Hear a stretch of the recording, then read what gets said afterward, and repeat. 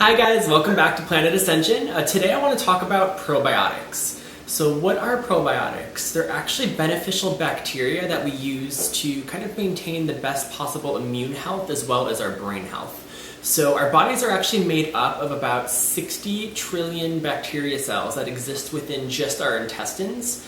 And if you look at it overall, I think we have about 10 times more bacteria cells in our own bodies than we do human cells. So making sure that we have good bacteria in our bodies is really, really important.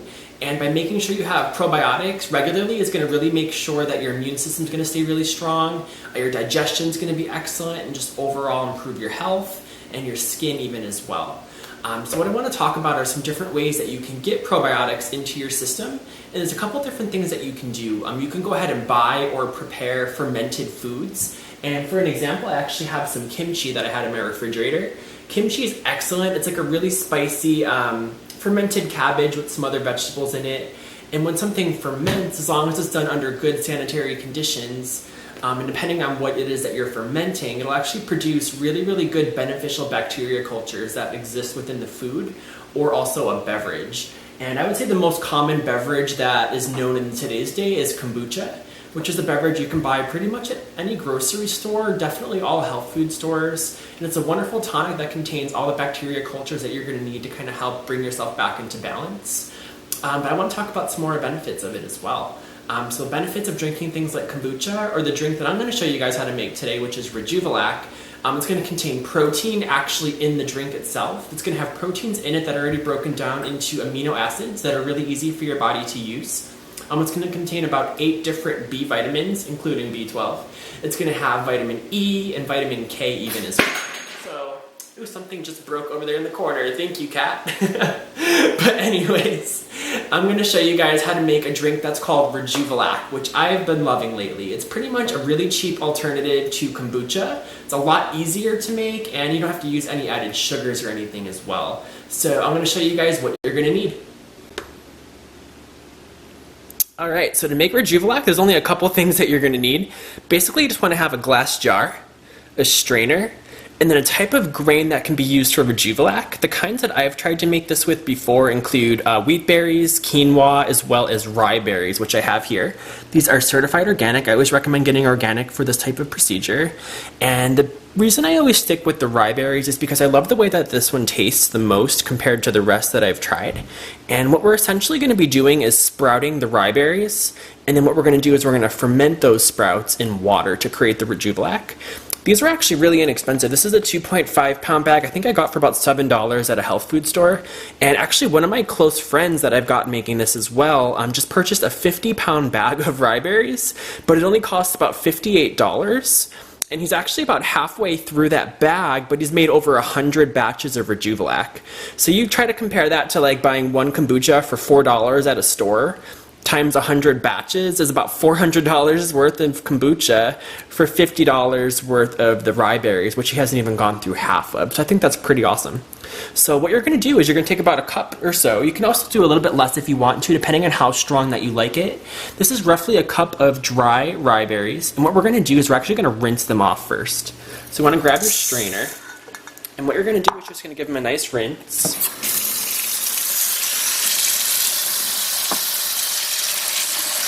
This just gets rid of any residues that might still be on the seeds.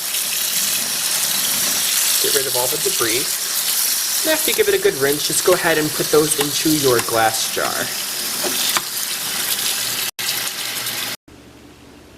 Alright, so we've got our rye berries all washed. We put those back into a glass jar. You don't have to use a mason jar per se. I don't use them all the time, but the reason I like these better is because you can actually cover these a whole lot easier. And what you're going to want to do is you're going to want to cover the top of the lid with something that's breathable. So what I'm going to be using today actually is bulk window screening that I've cut, and you can actually get this for about 80 cents a yard at your local hardware store. So it's a lot easier to use. And then you could also use like a paper towel. You can use an actual towel that breathes really well, but basically something that's going to cover a lot of the top but still allow it to breathe. And in order to secure it in place, we're just going to go ahead and put this jar ring around it, which I'm going to do off camera because I can't do it with one hand, so bear with me just a second. All right, so next step is going to be to actually soak the berries to kind of activate them to help them sprout a little bit. So go ahead and just fill up your jar with some really good quality water. I'm going to be using just some filtered water. I'd probably recommend against tap water if you can. Go ahead and pour that in. You probably could have poured the water in before you put the lid on, but you know, I do things my own way. So basically what you're going to do is you're going to let this sit and soak for just a few hours. I would say about 3 hours is good. Maybe leave it up for about 6 to 8 hours if you want to do it overnight. And what you're going to do is just going to allow this to sit somewhere for now. So I'm going to put this over here and show you something. So I'm going to let that sit here for just a second. Ideally, you want to keep this in an area that's not extremely well lit. It doesn't have to be completely dark or anything though. And this is going to be an example of what's going to happen.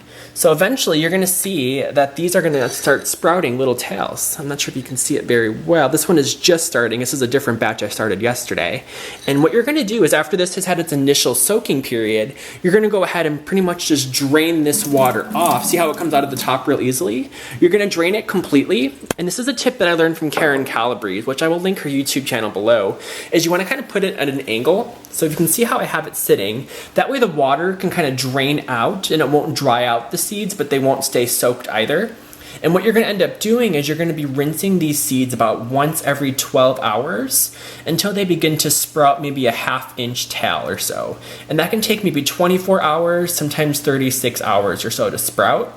And then after they've sprouted, what you're going to do is you're going to fill up the entire jar with water. And I'm going to show you an example of one that I have actually that's fermenting right now that's over here in the kitchen. So bear with me just a second. All right, so over here, you're gonna find that this is gonna be one that I've had that's been brewing for 2 days. And this is when you're gonna wanna harvest it. So after 48 hours have passed after filling up the jar to the top with water and allowing the sprouts to ferment, you can go ahead and pour off the excess liquid that's inside. You're gonna notice, I'm not sure if you can see, but it's actually bubbling. And you wanna see that because that shows that there's active bacteria cultures that are inside the water. And just wanna look out in case there's any other colors. It should still be all clear, maybe cloudy, for example. But you don't want any like blues or greens or reds or anything like that because that means that there's been mold inside of it and you don't want that. So make sure to always use like the cleanest possible jar that you can when making this just to make sure there's no contamination. And after you harvest this, you're just going to go ahead and pour the liquid off. I'm not going to do it right this second. But you're going to pour the liquid off into another container and reserve it. That's going to be your Rejuvelac. And then what you can do is you actually fill this one back up one more time. Wait just 24 hours this time and then harvest a second batch from the same seeds. And then even then you can do one more batch after that for another 24 hours and receive a third batch of Rejuvelac, all from the same cup of rye berries. So it really is inexpensive to make. And you can pretty much let it go a little bit longer if you want to, depending on how strong that you want it. But usually 2 days initially and then 1 day after that for each batch works perfectly. But you can adjust the times to how you like the taste of the Rejuvelac as well. Alright, so now that you guys know how to make Rejuvelac, I hope you're going to give it a try. And I want to give you guys a few examples of how you can use it. So what I did here is I took some Rejuvelac into a really fancy cup, and what I did was I added a pinch of chlorella powder to it. And what chlorella is, it's actually a beneficial algae that's really, really rich in chlorophyll. And what it does is it detoxifies heavy metals out of the body and helps to cleanse you. So this is kind of like a green cocktail, kind of like a chlorella Cosmo. But what you could do is you can drink it straight the way it is. It has like a nice mild, kind of tangy flavor, a little bit tart maybe. And you can use it just by itself. You can mix it in smoothies. You can make some recipes like Karen Calabrese, who I mentioned before. And she makes one called Ginger Blast, which is really, really good. I'll show you a link to that below in the description. Or you can just use it in any other recipe that you want to in place of water to kind of give it a nice beneficial boost of probiotics. I try to drink this regularly, almost every day if I can. I try to have enough around the house so I always have it available. And I prefer this to pretty much all the other alternatives. If anybody that you know has tried kombucha but they couldn't get over that strong, like aggressive vinegar taste, I think they'll really enjoy this one a whole lot more because the flavor is so mild and it really does blend in with a lot of other things as well, like smoothies or whatever. So I hope you guys give it a try. Let me know if you have any questions below. Like this video by hitting the thumbs up button if you really enjoyed how to make this. And subscribe if you haven't already. I'll be making new videos regularly now, so I can't wait to show you guys what I have up for you next. Have a good day. Bye.